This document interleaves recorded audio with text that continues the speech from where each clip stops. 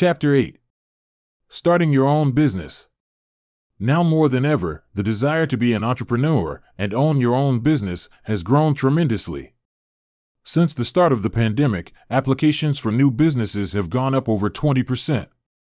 The allure of being your own boss and the freedom and flexibility to make your own schedule has been a major motivation for people to start their own business.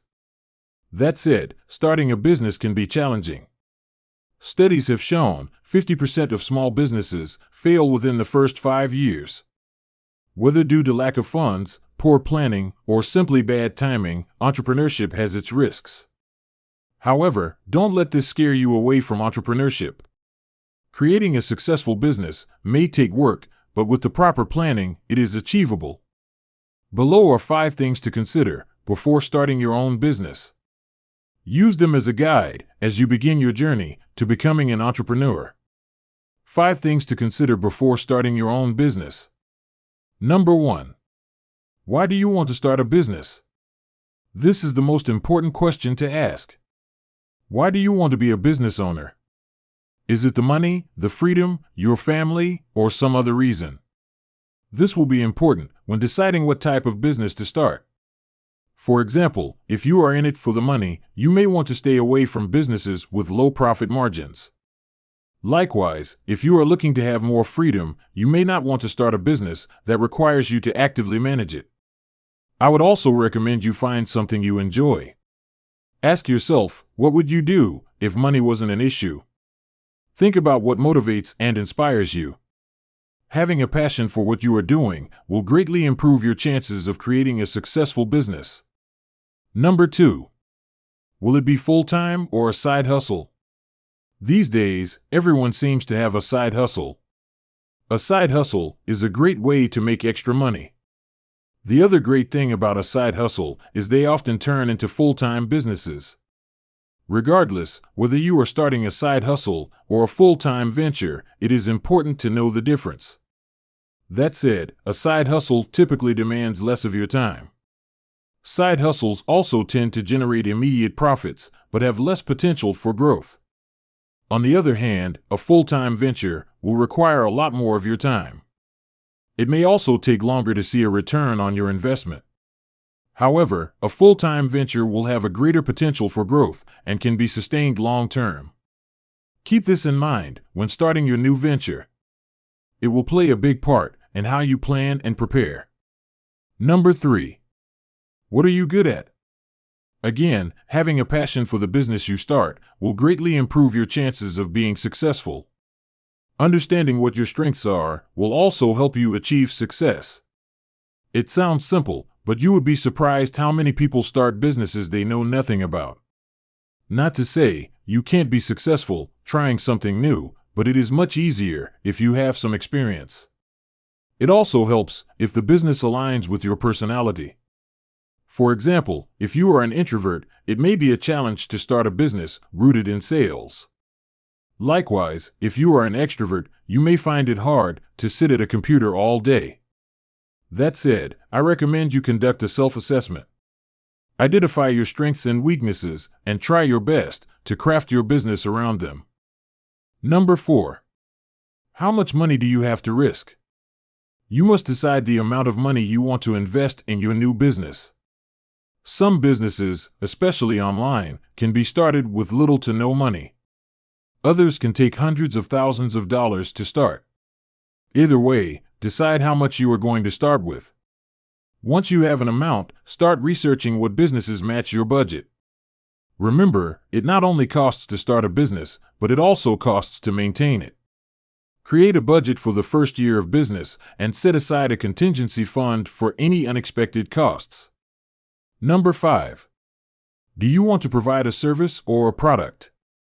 Deciding whether to sell a product, provide a service, or both will be an important decision when creating a business. Creating a product-based business may require more upfront costs, and the success of the business will weigh heavily on the quality of the product. On the other hand, service-based businesses rely more on expertise and relationships and may have a lower cost for entry. That said, product-based businesses can make money while you sleep, while a service-based business may require active involvement. Keep this in mind when deciding the type of business to start. 5 steps to starting your own business. Number 1. Create a business plan. A goal without a plan is just a wish. When it comes to business, poor planning can be the difference between success and failure. I know, creating a business plan can sound like a long, tedious process. However, a business plan does not need to be 100 pages. In fact, I would recommend starting with a lean business plan. A lean business plan is a one-page outline of your business. It should address what your business will do and how your business will make money. You should also identify your target market, potential customers, and current competitors. Next, you will want to list any key business expenses and provide a rough estimate of revenue. Lastly, try to establish at least 3 goals or milestones for your business. For example, set a 3-month, 6-month, and 12-month business goal. Once you have a draft of your business plan, make sure you save it and review it weekly. The goal is to constantly add and adjust your plan as your business grows. Number 2. Choose a name. There is power in a name. That said, one of the best ways to spark interest in your business is with its name. Your company name is often the first thing your customers will see.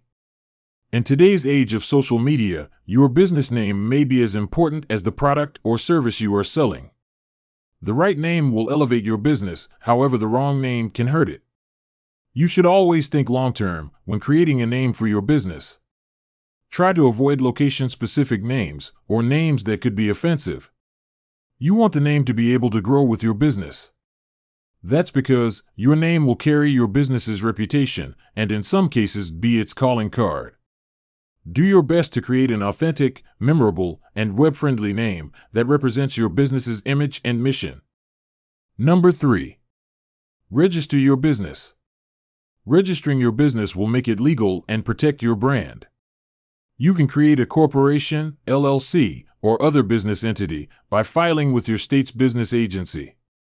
You will need to complete some basic information and pay a filing fee.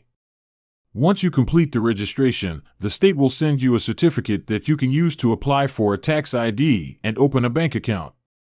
During this time, I would also consider buying a website address. Having a web domain and website will add credibility to your business and provide your brand with marketability. Number 4. Apply for a tax ID. Once you have registered your business, you will want to apply for an employer identification number, also known as an EIN. EINs are distributed by the IRS. An EIN is basically a social security number for your business. You will need it to obtain a business bank account.